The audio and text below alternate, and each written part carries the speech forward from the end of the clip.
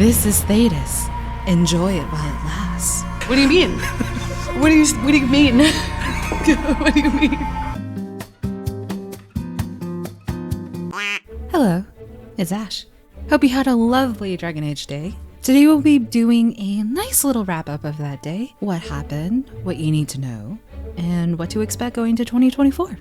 Let's do this thing, shall we? On Dragon Age Day, the unofficial, now official holiday, BioWare released a number of things: a blog post, new and on-sale merch, 3 artist commissions, and a location teaser video called Thedas Calls. All these things cohesively mesh together to drop a pretty little picture, a vision of the future for players to see where we're going, quite literally with these locations, accompanied by unknown voices that hint at different related factions, and their own individual conflicts they are fighting themselves. Treviso in Antiva, home of the Antivan Crows.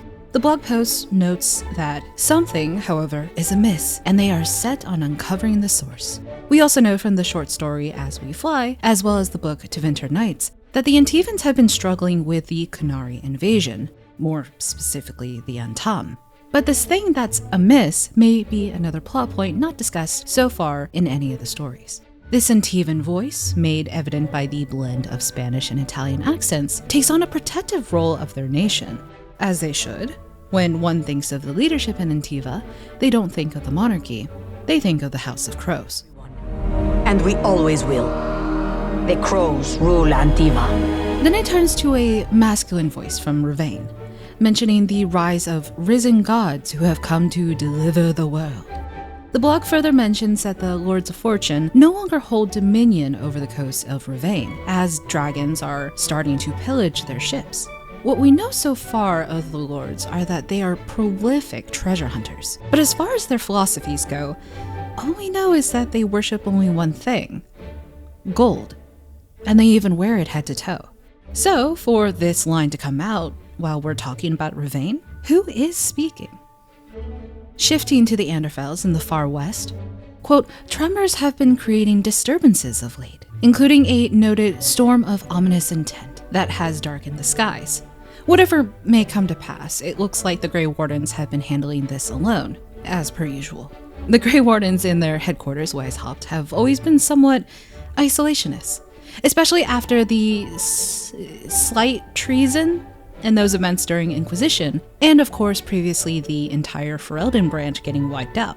Not only that, but in Tevinter Nights, the story Horror of Hormak, the Darkspawn have been evolving into even stranger abominations, and others we've also seen with Red Lyrium manifestations during other marketing and video trailers. As the voice says, I won't ask, it seems that once again they act as stalwart defenders to a bitter end. And the last voice contrasts from these other 3 voices, as this comes from not a place of we, but a place of me. All the world will soon share the peace and comfort of my reign. While the others talk about their own stories, as the camera pans away to present all of Thedas, the last voice seeks to project their will onto others, their reign. Despite how much we consider baby girl Solas a bad guy, it would seem this person may be a contender for a big bad. Of course, that's speculation, but what I want to pay attention to is this curious flow in the teaser as a whole. Because compared to every other teaser that has released in Dragon Age's history, correct me if I'm wrong, none have ever sounded like a poem. None have ever sounded like it was part of the Chant of Light. Let me explain. It seems to me that this stems back to the ongoing use of a song in Dragon Age. There's the song for the dwarves, the song that is in Lyrium, the song that is in Red Lyrium, and this strange, interesting poetic meter, something akin to how Solas purposefully speaks in iambic pentameter in the games. It's very loose among the first 3 voices here, but the last line is the most eloquent and most curiously delivered.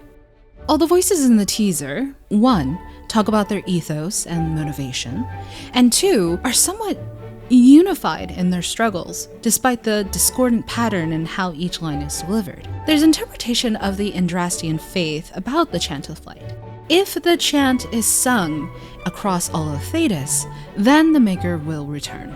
Speak only the word, sing only the chant, then the golden city is thine. The words in this teaser aren't exactly pretty or compelling, but they are all said with conviction. The crows fighting to protect, the lords of fortune, glory and reverence, the Grey Wardens standing with pride, the last, an arbiter of change, or a herald of dark times ahead. These four voices do provide a more grand scope of the conflicts ahead. Something beyond Tevinter's mess, which we've grown quite accustomed to. The rest of Thedas calls, it sings, and our character can answer it. But I think more accurately, we are simply meant to hear it and wait. The subtle change from hero to leader. In the storefronts for Dreadwolf, which is now wish-listable across Xbox, PlayStation, Steam, and the Epic Games Store, there's a new description of the game, and one part I do want to call attention to. A little nuance to the idea of leader. In the past games, we have always played a hero. The hero of Ferelden, the champion of Kirkwall, the herald of Andraste. Someone who fights for the good of humanity. Someone becoming a beacon of hope, inevitably shoved upon a pedestal to be ogled and then feared. But now, there's this nuance behind being a leader, not necessarily a hero. This could play into the RPG side of things, where you have more will in choosing more depraved or disagreeable options. But I think this also plays into some of the thoughts surrounding the maybe protagonist from the latest Mass Effect trailer, the N7 character. I'm seeing a lot of comparisons here, no longer being what's considered a traditional hero, but the ideal person who gets the job done.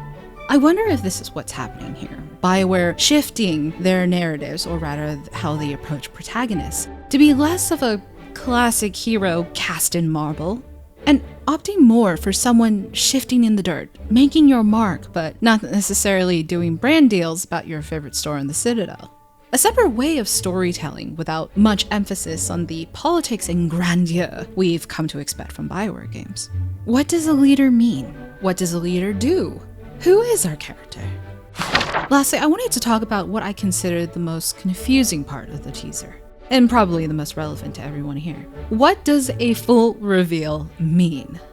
Now, in BioWare's own words, it seems everything will be revealed next summer. Trailers, gameplay, and the long-awaited release date. The game already reached alpha by last year's Dragon Age Day, but we're soon approaching almost a decade since Dragon Age Inquisition released in the first place. If you want to feel old, it released November 18th, 2014, by the way. Typically, summer in June is what we once called E3 season. Of course, now it's all about Summer Games Fest, or if EA decides to bring it back, their own conference called EA Play Live, which, yes, it's absolutely confusing as a rebrand because they have their own EA Play, okay, whatever. I know. It's been 10 years. A very painful wait. But honestly, it feels like a miracle that we are even getting this game at this point. Dragon Age Dreadwolf. Hell, BioWare itself have gone through a barrage of changes since the beginning of the development. Story overhauls, studio changes, devs leaving, devs coming back, the god-awful layoffs, the pandemic, the industry changes, economic turmoil, inflation. At the very least, we don't have to deal with that technical nightmare that happened in its initial release, when the game was split between console generations with PS3, PS4, Xbox 360, and Xbox One. We're dodging that mess, thankfully. Or at least it seems like it, and we're staying current gen. Still, the future is a bit uncertain, especially with that last post from BioWare. This is Thedas. Enjoy it while it lasts. What do you mean? What do you mean? What do you mean? Yeah, don't scare us like that. June 2024 is a half year from now. So, what do we do? Well, read Tevinter Nights. It's a really good book, by the way. And Horror of Hormak is absolutely disgusting. In a good way. Same with the short stories and the comics, especially The Missing, which all lead up to Dreadwolf. And of course, the games, Origins to Inquisition, which all seem to be on sale. Until then, several great games came out this year. Play Baldur's Gate, play Spider-Man. Indie games, play Lethal Company, Coral Island. Or hell, play Inquisition for the millionth time. I won't judge you. I'm probably going to do the same thing anyway.